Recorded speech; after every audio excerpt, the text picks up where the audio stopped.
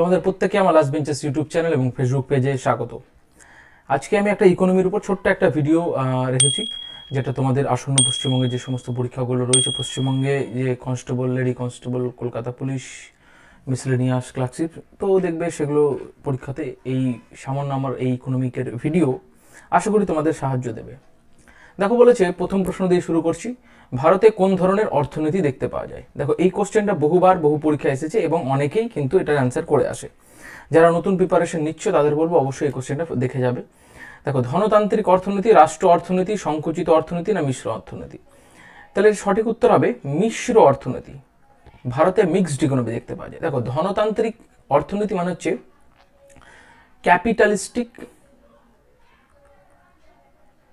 Capitalistic ইকোনমির কথা বলেছে এখানে।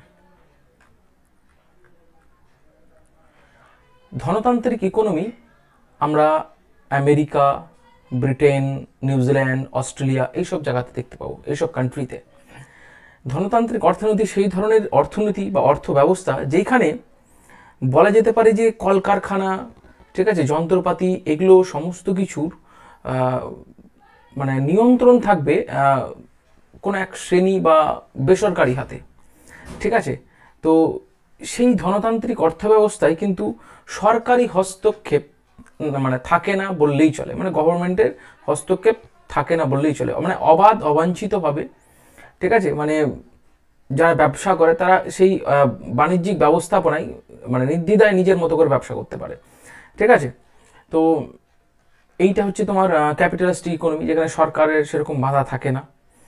রাষ্ট্র অর্থনীতি মানে স্টেট ইকোনমি যেটা হচ্ছে, এইটা মূলত বলা যেতে পারে চায়না, তারপরে রাশিয়া, এই সমস্ত কান্ট্রিতে দেখতে পাওয়া যায়। এইখানে যে অর্থ ব্যবস্থা, এই ধরনের অর্থ ব্যবস্থায় তোমার যে বাণিজ্যিক কার্যকলাপ, তার নিয়ন্ত্রণ পুরোপুরি নির্ভর করে সরকারের উপর, মানে সরকারই পুরোপুরি এই অর্থ ব্যবস্থাটাকে চালায়। সেইখানে যে ব্যক্তিগত মালিকানাধীন, এটার উপর জোর দেওয়া হয় না, এখানে সমষ্টিগত মালিকানাধীনের উপর জোর দেওয়া হয়। রাষ্ট্র পুরোপুরি ব্যবস্থাটাকে নিয়ন্ত্রণ করে। মিশ্র অর্থনীতির ক্ষেত্রে এই ক্যাপিটালিস্টিক এবং স্টেট ইকোনমি দুটোই দেখতে পাওয়া যায়। এটা হচ্ছে মিক্সড ইকোনমি। ভারতবর্ষে মিক্সড ইকোনমি দেখতে পাওয়া যায়। দেখবে যে ভারতবর্ষে যেমন আমরা বিএসএনএল ফোন ইউজ করি, সরকারি সংস্থার একটা ফোন বলতে বিএসএনএল এর যে টাওয়ার সিস্টেম, ঠিক আছে, এবং আমরা পাশাপাশি এয়ারটেল, জিও, ঠিক আছে, ভোদাফোন, এগুলো বেসরকারি কোম্পানিও কিন্তু রয়েছে। কিছু দেশীয় প্রোডাক্টও রয়েছে, আবার বিদেশীয় প্রোডাক্টও রয়েছে। তো মিক্সড ইকোনমির ক্ষেত্রে হচ্ছে যে সরকারি সহাবস্থান এবং বেসরকারি সহাবস্থান একসঙ্গেই এই অর্থ ব্যবস্থায় থাকবে, কিন্তু পুরোটাই নির্ভর করবে না ব্যক্তিগত মালিকানাধীনের উপর, ঠিক আছে। এই অর্থ ব্যবস্থায় সরকার কিন্তু নিয়ন্ত্রণ রাখবে। যেমন বলা যেতে পারে যে টেলিকমের যেহেতু একটা উদাহরণ দিয়ে দিলাম, সেক্ষেত্রে এয়ারটেল থেকে শুরু করে ভোদাফোন, জিও, যে যারা ব্যবসা করছেন তাদের উপরে তাদেরকে নিয়ন্ত্রণ করার জন্য বা তাদের ব্যবসাটাকে লক্ষ্য রাখার জন্য, জনগণ যেন সুবিধা পায় তার জন্য ট্রাই হচ্ছে সরকারি সংস্থা, ঠিক আছে, telecom regulatory authority of India. তো সেরকম সেবি রয়েছে, ঠিক আছে। তো এই ধরনের ব্যবস্থাপনা, যেমন ব্যাংকিংয়ের ক্ষেত্রে রিজার্ভ ব্যাঙ্ক অফ ইন্ডিয়া রয়েছে, পাশাপাশি পাঞ্জাব ন্যাশনাল ব্যাঙ্ক রয়েছে, স্টেট ব্যাঙ্ক রয়েছে, সরকারি সংস্থার যে সমস্ত রাষ্ট্রায়ত্ত ব্যাঙ্কগুলো রয়েছে, তো এগুলোকে মনিটর করবে আরবিআই, ঠিক আছে। তারপরে আইসিআইসিআই ব্যাঙ্ক রয়েছে। তো এখানে সরকারি এবং বেসরকারি সহাবস্থান এই অর্থনীতিতে কিন্তু পাশাপাশি চলে, ঠিক আছে। তো ভারতে কোন ধরনের অর্থনীতি, সেটা হচ্ছে মিক্সড অর্থনীতি। তো আমি বলে দিলাম ধনতান্ত্রিক রাষ্ট্র আর সংকুচিত অর্থনীতি, সংকুচিত বলিনি, তো এই তিনটে মোটামুটি দেখে যাবে। আচ্ছা, নেক্সট কোশ্চেন আমি বলে দিচ্ছি, এক সেকেন্ড একটু দাঁড়াও। আচ্ছা, 2 নম্বরে, আচ্ছা 2 নম্বর প্রশ্নে দেখে নেব, কৃষিকাজ ভারতীয় অর্থনীতির কোন ক্ষেত্রের অন্তর্গত? দেখো, ভারতের অর্থনীতিকে মোটামুটি 3টে সেক্টরে ভাগ করা হয়। যেটা হচ্ছে 1 নম্বরে রয়েছে প্রাইমারি সেক্টর। এই প্রাইমারি সেক্টরকে আবার এগ্রিকালচার সেক্টরে বলা হয়, এগ্রিকালচার সেক্টর। পাশাপাশি ম্যানুফ্যাকচারিং সেক্টরকে আবার ইন্ডাস্ট্রিয়াল সেক্টরও বলা হয়,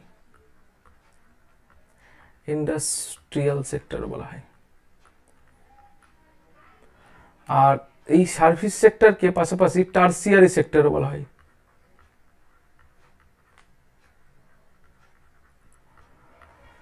দেখো প্রাথমিক ক্ষেত্র মানে হচ্ছে যেখানে উদাহরণ দিয়েই বলি, এগ্রিকালচার সেক্টর মানে এগ্রিকালচার চলে আসছে, ফিশিং চলে আসছে, মাইনিং চলে আসছে, মানে খনন, মানে অ্যাকচুয়ালি যে প্রাকৃতিক সম্পদের আমাদের যে সরাসরি ব্যবহার আমরা যেভাবে করি সেটা প্রাথমিক ক্ষেত্রের মধ্যে পড়ে। তাহলে আমি উদাহরণ কি কি দিলাম প্রাথমিক ক্ষেত্রের? এগ্রিকালচার, আচ্ছা বাংলাতে লিখে দিই কৃষিকাজ, ঠিক আছে। তারপরে কি দিলাম?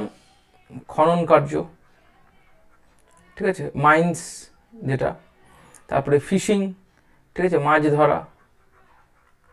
তো এগুলো কিন্তু প্রাইমারি সেক্টরের মধ্যে পড়ে যায়।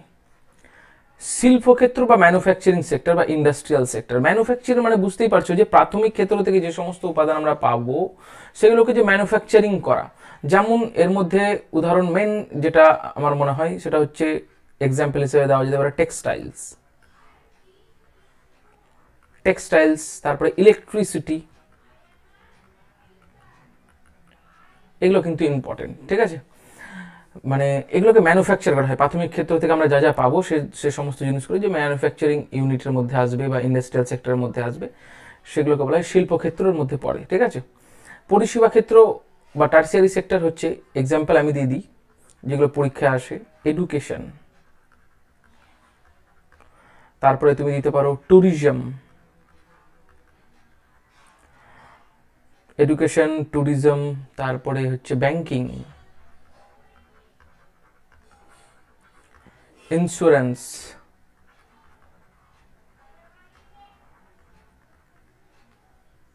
সরি এক সেকেন্ড,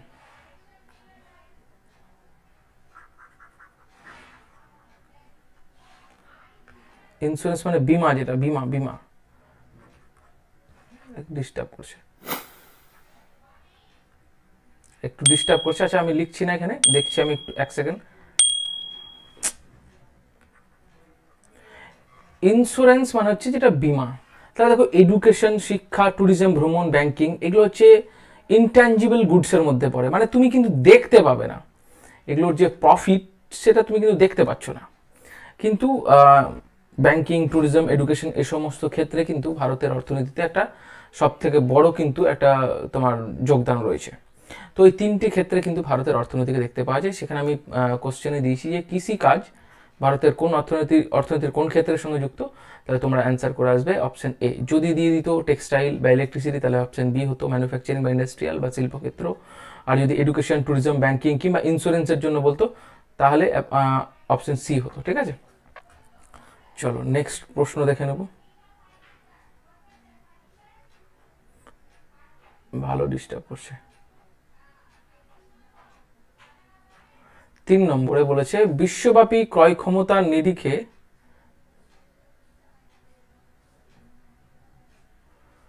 আচ্ছা ধরো 3 নম্বর বলেছে বিশ্বব্যাপী ক্রয় ক্ষমতার নিরিখে ভারতের স্থান কত নম্বরে? ক্রয় ক্ষমতা মানে বিশ্বব্যাপী মনে হচ্ছে এখানে পিপিপির কথা বলেছে। পিপিপির ফুল ফর্ম হচ্ছে মনে রাখবে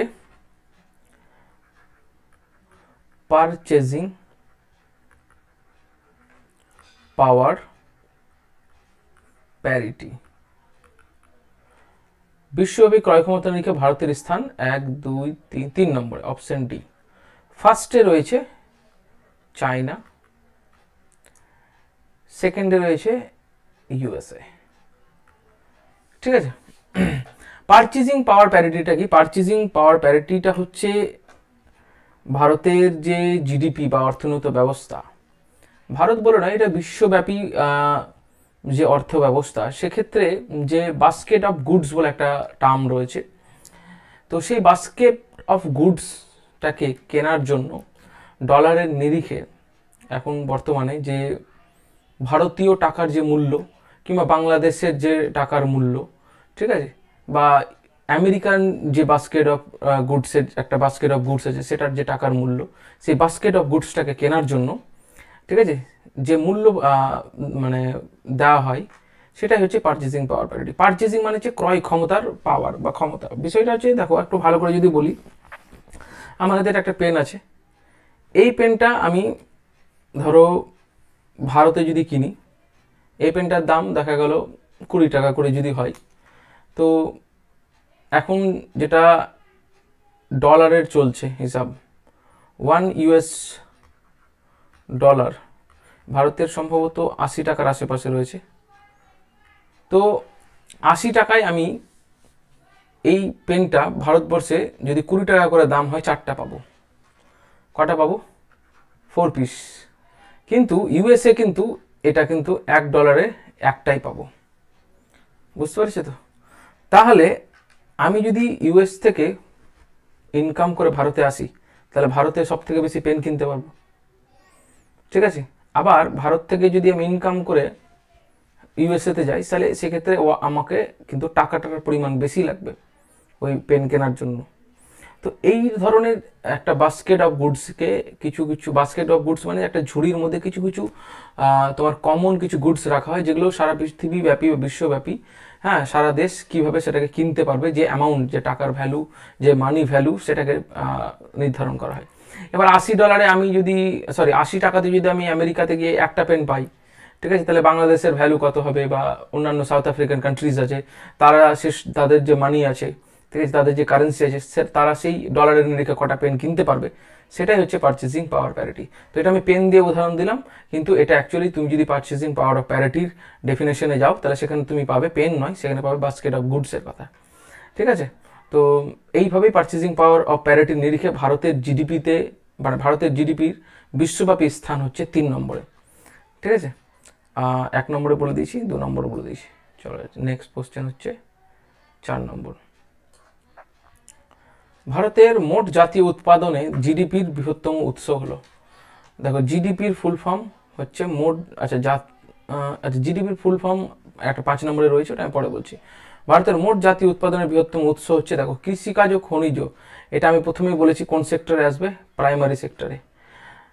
শিল্প, বিদ্যুৎ, গ্যাস, এগুলো কোন সেক্টরে আসবে, আমি বলেছিলাম ইন্ডাস্ট্রিয়াল সেক্টরে। আর এটা কি সেক্টর? এটা হচ্ছে সার্ভিস সেক্টর বা টারসিয়ারি সেক্টরের মধ্যে পড়বে।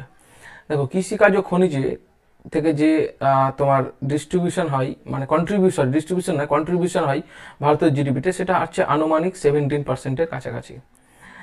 আর এইখানে যেটা হয় সেটা হচ্ছে 29% কাছাকাছি। আর বলা যেতে পারে 54% আশেপাশে কিন্তু ভারতের জিডিপিতে অবদান রয়েছে পরিষেবা ক্ষেত্রে। তাহলে ভারতের মোট জাতীয় উৎপাদনে বৃহত্তম উৎস হচ্ছে সার্ভিস সেক্টর বা অপশন ডি, পরিষেবা ক্ষেত্র। 5 নম্বর, জিডিপির পুরো অর্থ কি? দেখো, খুব সোজা প্রশ্ন, কিন্তু এই সোজাটাও বোঝা হয়ে দাঁড়াবে কি করে। তুমি দেখেই কিন্তু দেখছো যে অ্যান্সার অবশ্যই এ হবে, গ্রস ডোমেস্টিক প্রোডাক্ট। তুমি সঙ্গে সঙ্গে কিন্তু ওএমআরে সেটা করে দেবে, না হলে কিন্তু এই গ্রস ডেভেলপমেন্ট প্রসেস, এগুলোতে হাত পড়ে যাবে। ঠিক আছে? দেখবে এক, অ্যান্সার করবে এক। অতএব জিডিপির ফুল ফর্ম হচ্ছে গ্রস ডোমেস্টিক প্রোডাক্ট। এটা কিন্তু তোমরা প্রত্যেকেই জানো, ঠান্ডা মাথায় দেখে দেখে করে দেবে। জিডিপি বলতে কি বোঝায়, একদম একটা ল্যাঙ্গুয়েজে আমি বলে দিচ্ছি। জিডিপিকে অন্যান্যভাবে আমি কিন্তু পরে যখন আমি পুরো জিডিপি, জিএনপি, এনএনপি, ঠিক আছে, এগুলো করাবো, জিএনপি, তখন সেটা আমি ভালো করে আরও ডেসক্রাইব করবো।